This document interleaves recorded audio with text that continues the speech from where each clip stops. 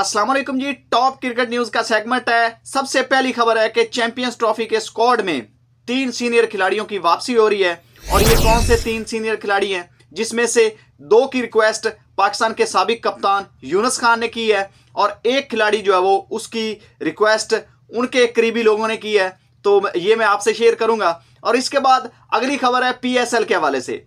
PSL में 3 टीमें अपना कप्तान तब्दील करने जा रही हैं और एक टीम जिसके कप्तान ने खुद इनकार कर दिया है, वो आपके लिए बहुत सरप्राइजिंग होने वाला है।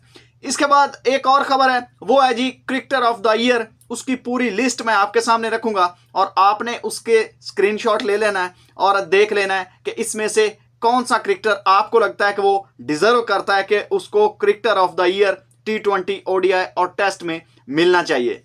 सारी खबरों की लिस्ट मैं आपके सामने रखूंगा और कुछ और इंपॉर्टेंट खबरें हैं शाहीन अफरीदी के हवाले से। उनके बहुत ही महंगे महंगे कॉन्ट्रैक्ट्स हुए हैं और लीगों के साथ भी, और इस वक्त वो BPL भी खेल रहे हैं। और भी कुछ और खबरें हैं, वो भी सारी डिटेल मैं आपके सामने रखूंगा। तो ये क्रिकेटर ऑफ द ईयर के अवार्ड्स हैं और इसकी लिस्ट आप सामने देख सकते हैं और आप भी पढ़ लीजिए, मैं भी आपको पढ़ के सुना देता हूं। सबसे पहले जो अवार्ड मिलता है वो है sir Garfield sober trophy for ICC mains cricketer of the year.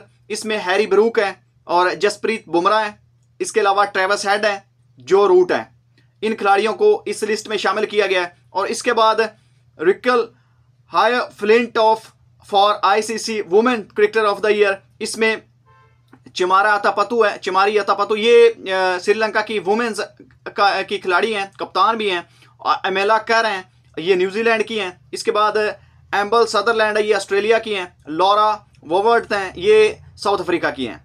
इसके बाद जी ICC men's test cricketer of the year Harry Brook, Jasprit Bumrah, Kamindu Mendis और जो रूट इस लिस्ट में शामिल हैं। ICC men's ODI cricketer of the year, इसमें वनिंदु असरंगा, कुशल मेंडिस, 2 श्रीलंकन हैं। अजमतुल्ला उमरजई अफगानिस्तान के हैं, पहली बार नॉमिनीज में आए हैं। इसके बाद जी शेफन रदरफोर्ड वेस्ट इंडीज के खिलाड़ी हैं। हालांकि इसमें जो चौंका देने वाली बात वो ये है कि पाकिस्तान के लगातार 4 साल नंबर 1 पर रहने वाले बाबर आजम नंबर 1 पर होने के बावजूद इस लिस्ट में नहीं है, यानी कि ODI की लिस्ट में, मैन ऑफ द ईयर की लिस्ट में नहीं है। इसके बाद जी ICC women's ODI cricketer of the year, इसमें चिमारी अतापतु फिर हैं, स्मृति मंदाना इंडिया की, एनेबल सदरलैंड और इसके बाद ऑस्ट्रेलिया की लॉरा वोवर्थ, ये जी उनकी कप्तान है। और इसके बाद ICC men's T20 cricketer of the year Babar Azam की इसमें नाम है। हालांकि मेरे हिसाब से ODI में होना चाहिए था, लेकिन ODI में उनकी परफॉर्मेंसेस उतनी अच्छी नहीं आई, इसलिए उनको उस लिस्ट में शामिल नहीं किया गया। इसके बाद ट्रेविस हेड हैं, सिकंदर रजा हैं और अर्शदीप सिंह हैं। इसके बाद जी ICC women's T20 cricketer of the year, इसमें चिमारी अतापतु फिर हैं, अमेला कर हैं, औरल प्रेंगर्ट्स हैं आयरलैंड की, लॉरा वोवर्थ हैं और ये साउथ अफ्रीका की कैप्टन है। इसके बाद जो अगली लिस्ट है वो है जी emerging men's cricketer of the year. इसमें गस एटकिंसन है इंग्लैंड के, साइम अयूब पाकिस्तान के और शमार जोसेफ वेस्ट इंडीज के, कमिंदो मेंडिस श्रीलंका के। और इसके बाद फिर एक और लिस्ट है ICC emerging women cricketer of the year. इसके अलावा और भी कुछ क्रिकेटर्स हैं जिनको आप शायद नहीं जानते होंगे। तो ये है जी वो लिस्ट। इसमें आपने इसका स्क्रीनशॉट ले लेना है और फिर नीचे कमेंट करके आपने बताना है कि इसमें से कौन सा क्रिकेटर किस कैटेगरी में डिजर्व करता है कि उसको मैन ऑफ द ईयर का अवार्ड मिले। अब जी खबरों के तरफ आगे बढ़ते हैं। सबसे जो इंपॉर्टेंट खबर है वो PSL के हवाले से है और इसके साथ साथ जो है वो स्क्वाड में जो प्लेयरों की वापसी हो रही है वो भी इंपॉर्टेंट है। लेकिन मैं आपको PSL के 3 वो कप्तान बता देता हूं जिनकी तब्दीली होने वाली है। सबसे पहला और इंपॉर्टेंट नाम है वो है जी शान मसूद। कराची किंग ने ये फैसला किया है कि अब वो शान मसूद को आगे रिटेन नहीं करना चाहते, इसीलिए उनकी जो कैटेगरी है, तमाम कप्तानों की जो कैटेगरी है वो प्लैटिनियम या उससे यानी कि एक कमतर है। और जो शान मसूद है उनकी कैटेगरी बल्कि डायमंड भी नहीं है, गोल्ड में आ गई है। तो इससे आप अंदाज़ा लगा सकते हैं कि वो उनको कप्तान नहीं रखना चाहते और उसके बारे में खबरें भी आ रही हैं। इसके बाद जो दूसरी टीम है वो है जी क्वेटा ग्लैडिएटर। वो पहले ही बता चुके हैं कि वो उनके जो रैली रेसो हैं उसको कैप्टन नहीं रखेंगे और मोस्ट लाइकली जो कप्तान बनने वाले हैं वो साउथ शकील है।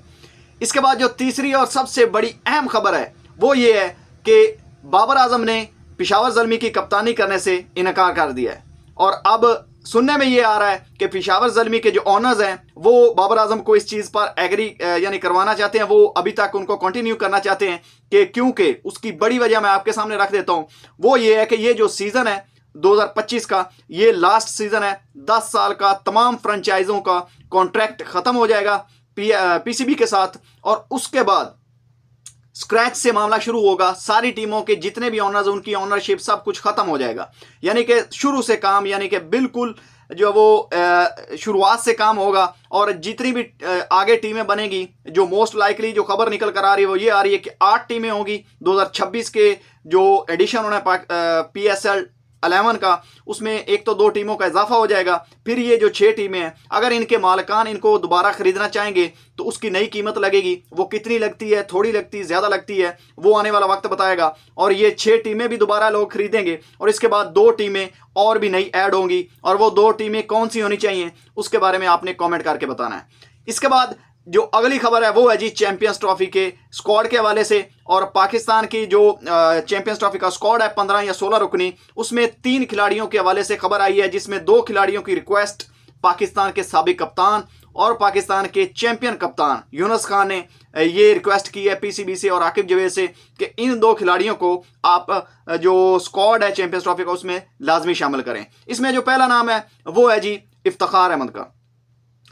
यूनुस खान का कहना है कि इफ्तिखार अहमद, उन्होंने क्योंकि उनके साथ जो अबू धाबी लीग है उसमें उनके कोच थे, उन्होंने उनकी बैटिंग भी देखी और उनके साथ कुछ काम भी किया है। और जो ये सीज़न गुजरा है, रनर्स अप टीम रही है उनकी UMT मार्कोर, उसमें भी उनकी अच्छी परफॉर्मेंसेज हैं। तो उनका कहना है कि उनको पाकिस्तान के जो लोअर मिड ऑर्डर है उसमें रखना चाहिए। अगर कहीं पर पाकिस्तान को इनिंग बिल्ड करने की ज़रूरत पड़ जाए तो वो कर सकते हैं, और पिंच हिटिंग भी कर सकते हैं।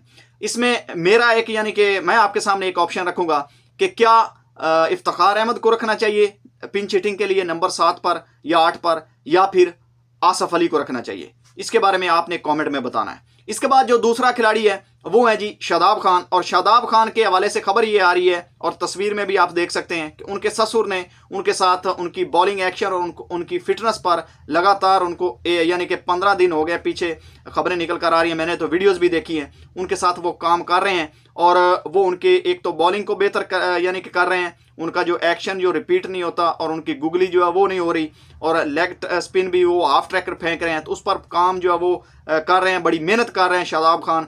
और वो ये चाहते हैं कि शादाब खान पाकिस्तान के चैंपियंस ट्रॉफी स्क्वाड में हिस्सा बने। तो देखते हैं कि अगर वो एक पहले की तरह के शादाब खान अगर आते हैं जो शुरू में आए थे, तो फिर तो मोस्ट वेलकम, उनको आना चाहिए, क्योंकि वो पाकिस्तान के लिए बेहतर होगा। अच्छे ऑलराउंडर हैं, अच्छे बैटर हैं, अच्छे फील्डर भी हैं, तो उनकी यानी कि यूटिलिटी होगी तो पाकिस्तान को फ़ायदा होगा।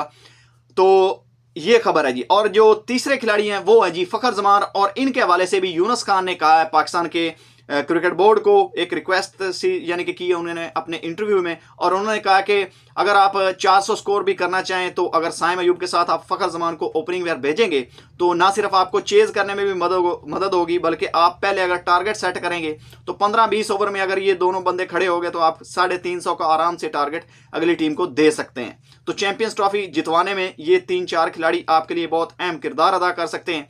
ये है जी यूनुस खान का कहना।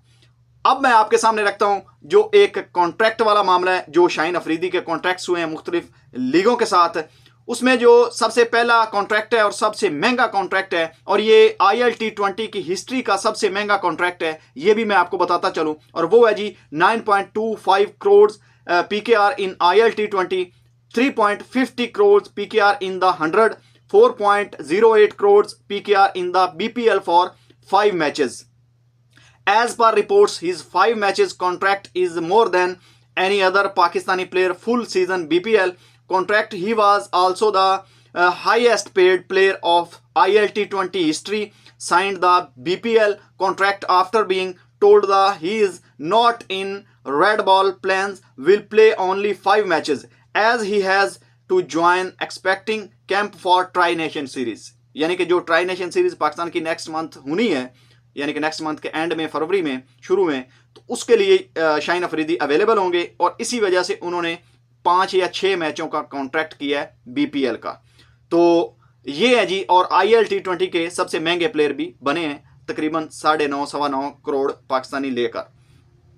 इसके बाद एक और खबर है, और वो है जी PSL के हवाले से ही, और PSL के जो रिटेंशन के डेट है वो आ गई है, और ये है जी 4 जनवरी, यानी कि ये जो 2025 कल से शुरू होने वाला है, और इसमें 4 जनवरी को ये यानी कि बताया गया है कि जो रिटेंशन होगी, जितनी जितनी टीमों ने अपने अपने प्लेयरों को रिटेन करना होगा, रखना होगा अपने स्क्वाड्स में से जो पहले थे, तो वो बता देंगे और रिटेन कर लेंगे और लिस्ट जारी हो जाएगी।